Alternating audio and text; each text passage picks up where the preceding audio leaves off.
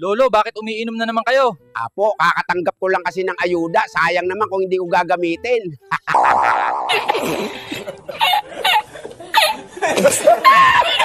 Lo, alam nyo naman masama ang alak sa katawan, di ba? Apo, gumagwapo kasi ako pag nakainom.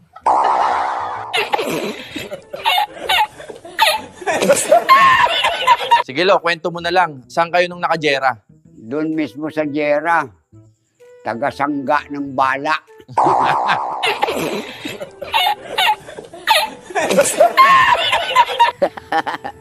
Uy, Tumakbo po ba kayo nung nagkaputokan? bakit naman ako tatakbo? May sasakyan naman.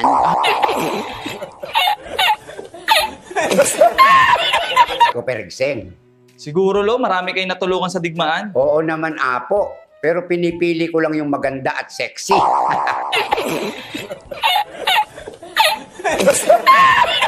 Kung ganun doon nyo rin nakilala si Lola? Binembang ko nga habang nagpuputokan para hindi kami marinig.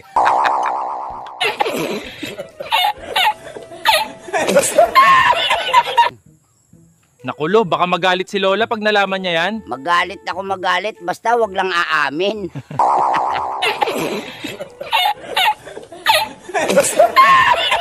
Ngayon Lo, paano pag nakakakita kayo ng maganda at sexy? Pinipikit ko na lang isa kong mata, pero yung isa nakasunod kung saan siya papunta.